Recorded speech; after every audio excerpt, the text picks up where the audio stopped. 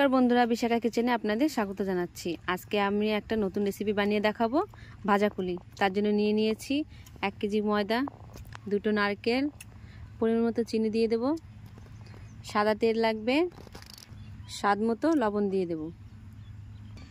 চালের গুঁড়ি ছাড়া ময়দা দিয়ে অতি সহজেই রেসিপিটা বানিয়ে নেব। ময়দাটা ততক্ষণ চেলে নিই। তো লবণ দিয়ে ময়দাটা মেখে নেব।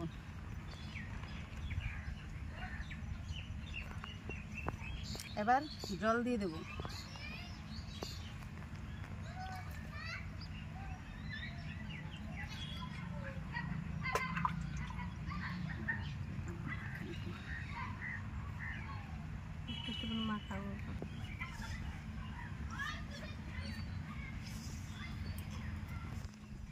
সুন্দর করে এরকম করে ভালো করে মেখে নেব।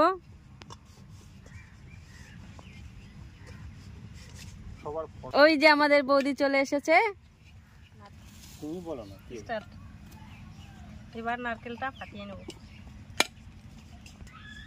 দেখুন বন্ধুরা, কত সুন্দর পুর নারকেলটা। কম করে সব দিতে হয়। নারকেলটা কুড়ানো হবে এখন।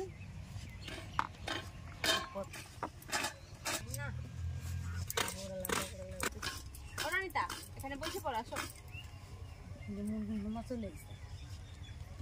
না চাকরি নাই, খানো হয়ে গেছে ময়দাটা।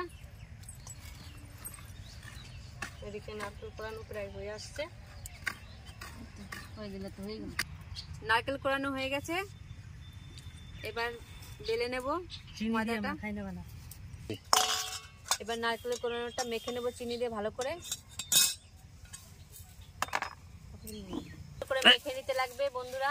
মেখে নেবেন ভালো করে, হ্যাঁ, চিনিটা যেন ভালো করে মিশে যায়।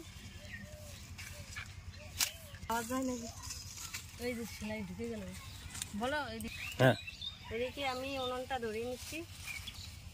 ময়দাটা বেলে নেব। যত ভালো করে মিক্সড করা হবে তত সুন্দর হবে, মাখানোটা যেন ভালো করে হয়। এদিকে রুটিটাও ভালো করে বেলা হয়ে গেছে। দেখুন বন্ধুরা, কত সুন্দর এরকম করে বানিয়ে নেব। ডাইসের মধ্যে দিয়ে দিলাম। এরকম সুন্দর করে ডাইসের মধ্যে দিয়ে কত সুন্দর হয়েছে দেখতে। একটা একটা এরকম বানিয়ে নেব। সাজা সাজা গরম হয়ে গেছে, এবার তেল ঢেলে দিচ্ছি। তেল গরম হচ্ছে, বলো। গরম হচ্ছে এখন। বন্ধুরা, কত সুন্দর হয়েছে। তেলটা গরম হয়ে গেছে, এখন পিঠেগুলো ছেড়ে দেবো। ভালো হবে না, চলো এমনি ভালো। দেখুন বন্ধুরা, পিঠেগুলো কি সুন্দর ফুলে উঠেছে। উল্টে তুলে ভেজে নেব। কত সুন্দর হয়েছে দেখতে। হ্যাঁ,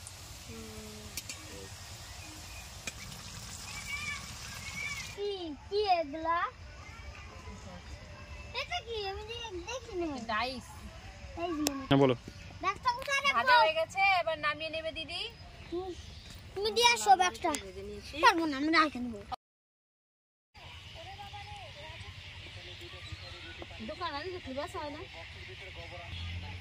ময়দার সাজের পিঠে খাইছো?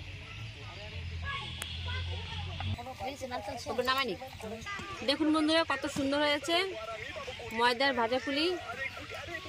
দেখুন ভেতরে পুরটা কত সুন্দর, আর খেতেও খুব টেস্টি।